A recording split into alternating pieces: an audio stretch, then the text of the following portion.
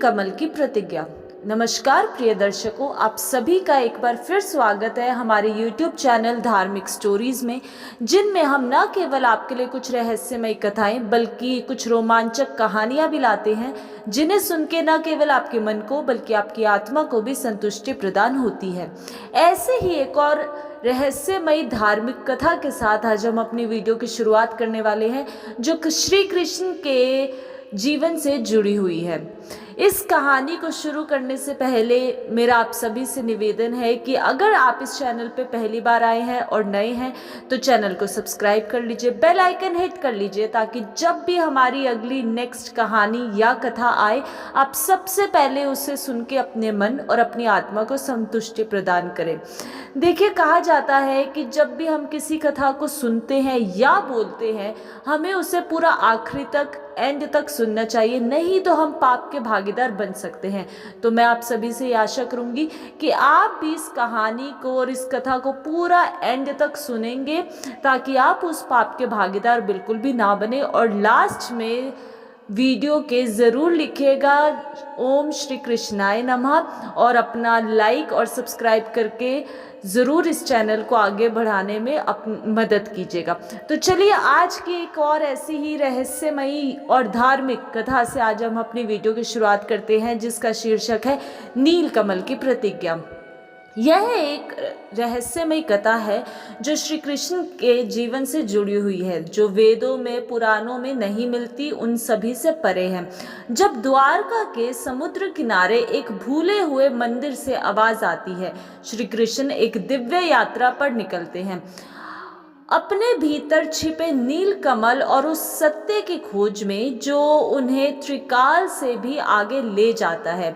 यह सिर्फ एक कहानी ही नहीं है, बल्कि आत्मा की अनंत यात्रा भी है। नीलकमल की प्रतिज्ञा एक रहस्य, एक चेतना, एक अद्भुत लीला। क्या आप तैयार हैं इस रहस्य को जानने के लिए? तो चलिए जल्दी से इस रहस्य को जानते हैं और आज की कहानी को शुरू करते हैं। द्वारका नगरी के शांत समुद्र किनारे एक पुराना मंदिर था, जिसे अब कोई नहीं जानता था। यह मंदिर नीलकमल देवी का था, एक रहस्यमय शक्ति जो केवल कृष्ण को जानती थी और सिर्फ उन्हीं को प्रकट होती थी। एक दिन जब श्री कृष्ण ध्यान में लीन थे, उन्हें एक रहस्यमयी आकाशवाणी सुनाई दी। हे माधव, नीलकमल देवी की प्रतिज्ञा अधूरी है। जब तक वह पूरी नहीं होती, तुम्हारी अंतिम लीला का रहस्य पूर्ण नहीं हो सकता। श्री कृष्ण चौंके। उन्होंने कभी इस देवी का नाम पहले नहीं सुना था। उन्होंने रुक्मणी से, बलराम से, यहाँ तक कि नारद मुनि से भी पूछा, पर किसी को इस देवी का कोई ज्ञान नहीं था। श्री कृष्ण ने योग बल से ध्यान लगाया और उन्हें दर्शन हुए उस प्राचीन मंदिर के, जहां नीलकमल देवी एक जल से बनी हुए कमल पर विराजमान थी। देवी बोलती हैं, हे वासुदेव, द्वापर युग की शुरुआत में जब तुमने वराह रूप के से पृथ्वी को जल से निकाला था, उसी समय मेरी उत्पत्ति हुई थी। परंतु मेरा तेज तुम्हारे द्वार पर ही पूर्ण नहीं हुआ। जब तक तुम स्वयं आकर मेरे द्वार पर नीलकमल चढ़ाकर मुझसे और मेरे इस मंदिर से न जागृत करो, तुम्हारी लीला का अंतिम अध्याय अधूरा ही रहेगा। श्री कृष्ण अगले ही दिन रात को गुप्त रूप से मंदिर पहुंचे, पर वहां एक दिव्य विचित्र सा वो मंदिर था। मंदिर में समय ठहर गया था।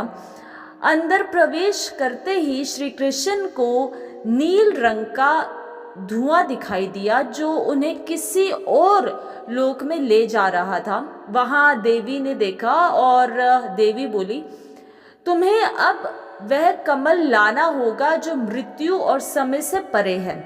वह कमल तुम्हारे हृदय के भीतर ही है, तुम्हारे सत्य और मोक्ष के बीच छिपा हुआ है।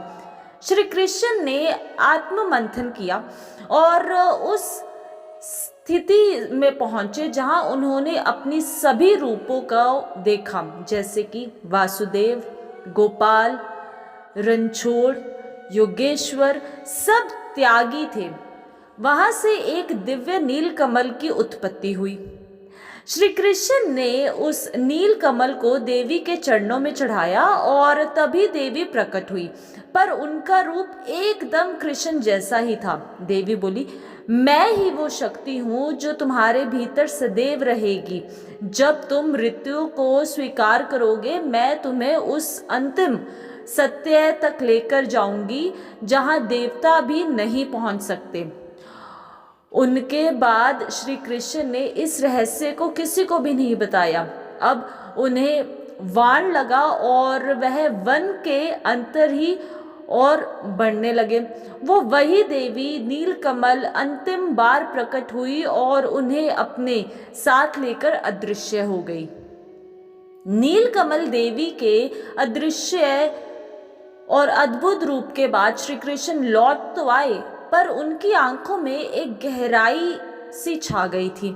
उन्होंने न तो किसी से इस यात्रा का वर्णन किया और न ही देवी के बारे में दोबारा किसी को कुछ बताया, लेकिन कुछ बदल सा गया था। द्वारका में अचानक अजीब घटनाएं घटने लगी। रात को समुद्र से रहस्यमयी स्वर सुनाई देने लगे, जैसे कोई पुरात्मा भाषा में मंत्र जप कर रहा हो। मंदिर की घंटियां बजने लगी, किसी के छुप जाने के आवाजें आने लगी। और एक दिन श्री कृष्ण को एक संकेत मिला, काल का द्वार खुल रहा है। श्री कृष्ण समझ गए कि यह वही समय है जिसके बारे में नीलकमल देवी ने संकेत दिया था। श्री कृष्ण ध्यान स्थित हुए और उनकी आत्मा एक दिव्य यात्रा पर निकल गई, यमलोक की ओर। वहां यमराज ने उन्हें आदरपूर्वक आमंत्रित किया और कहा, हे कृष्ण, तुमने समय को अनेक बार तोड़ा और मरोड़ा है, पर अब समय तुम्हारे पास आ गया है।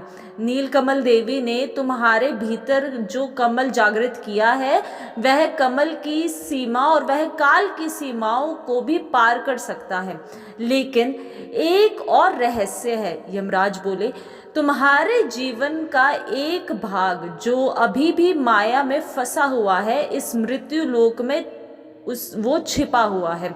जब तक वह उजागर नहीं होता, तुम्हारा पूर्ण मोक्ष तुम्हें संभव नहीं है।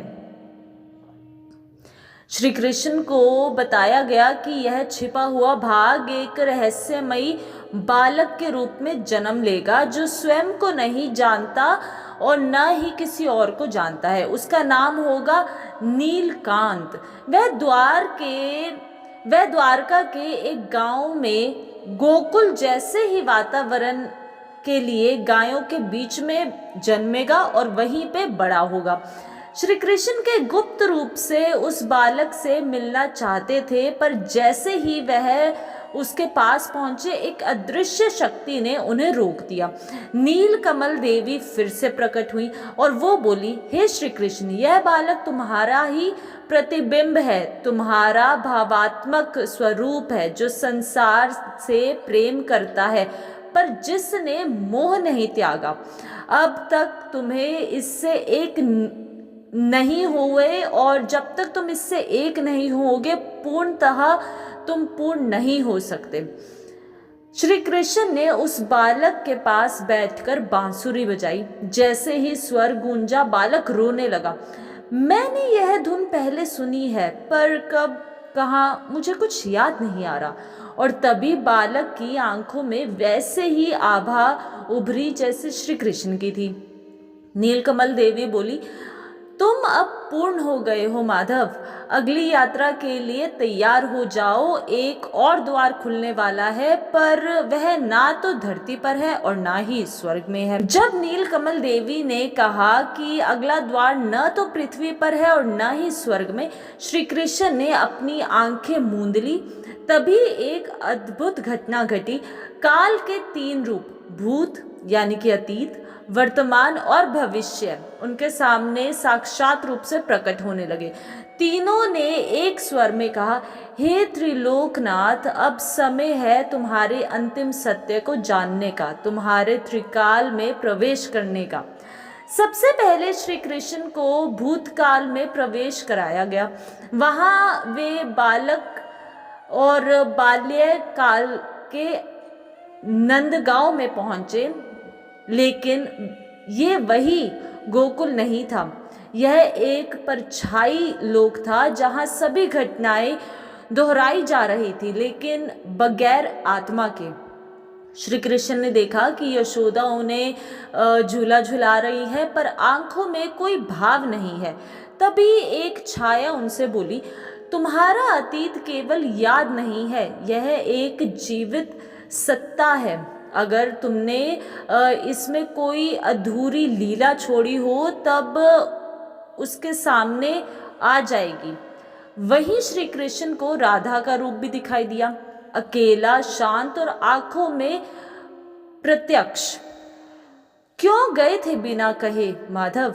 श्री कृष्ण मौन रहे और वहीं एक श्री कृष्ण ने पहली बार आंसू बहाया, क्योंकि भूतकाल की स्मृतियां भी सत्य के रूप जैसी ही लग रही थी, जैसे वे सदा पीछे छूट गई हों। और श्री कृष्ण को अब ये सब कुछ याद आ रहा था। अब वे वर्तमान में लौटे, जहां द्वारका के सिंहासन पर, लेकिन वहां कोई भी नहीं था, केवल सिंहासन और उनके सामने एक आईना ही था। आईना में उन्होंने स्वयं को देखा। एक साधारण रूप के अंदर पुरुष था जिसे लोग भगवान कहते थे, पर उनके स्वरूप को भी पूरी तरह से वो जान नहीं पा रहे थे। नीलकमल देवी प्रकट हुई और बोली, जो तुम हो और जो लोग तुम्हें मानते हैं, इन दोनों के बीच एक सत्य छुपा हुआ है। श्री कृष्ण मुस्कुराए और वह आईना टूट गया। अब अंतिम द्वार खुला, भविष्य का। यहाँ दृश्य और भी चमत्कारी रूप से प्रकट होने लगे। कलयुग की धरती, जहाँ मनुष्य श्री कृष्ण को केवल मूर्ति, कथा या पूजा में ही जानते थे, परंतु एक बालक जो चौराहे पर बांसुरी बजा रहा था बोला, मैं जानता हूँ तुम कौन हो, तुम मेरे भीतर ही हो। वह बालक कोई और नहीं था, श्री कृष्ण का पूर्ण प्रतिबिंब था, जो अब कलयुग के भीतर पहुंच चुका था। तुम्हारी कथा समाप्त नहीं हुई है, वह बोला। तुम अब हर युग में एक चुप स्वर बनकर जीवित रहोगे। जब कोई सच्चा प्रेम करेगा या सच्चे प्रेम से किसी का त्याग करेगा, वहीं तुम उसे मिलोगे। तीनों काल रूपों में श्री कृष्ण को प्रमाण दिया गया। नीलकमल देवी ने कहा, अब तुम समय से परे हो, तुम्हारी लीला अनंत हो गई है, तुम कथा नहीं बल्कि चेतना बन चुके हो। और वहीं पर श्री कृष्ण का देह रूप विलीन हुआ और केवल एक नीलकमल रह गया, जो आज भी काल के पार उस रहस्यमयी मंदिर में विराजमान है, जिसे कोई साधारण मनुष्य पार नहीं कर सकता। केवल वही पार कर सकता है जो सत्य की खोज में स्वयं को भुला दे। इस कहानी से और आज की इस कथा से हमें ये शिक्षा मिलती है कि श्री कृष्ण जो स्वयं भगवान माने जाते हैं, उन्हें भी तब तक पूर्णता नहीं मिली जब तक कि उन्होंने अपने भीतर की छिपी हुई रहस्यों को नहीं जागृत किया। यह हमें ये सिखाती है कि सच्चा ज्ञान भीतर नहीं, सच्चा ज्ञान बाहर नहीं बल्कि आपके भीतर ही यात्रा कर रहा है, और उस छुपे हुए ज्ञान को आपको जागृत कराने की ज़रूरत है। इसीलिए बोलिए, ओम नमो भगवते वासुदेवाय नमः।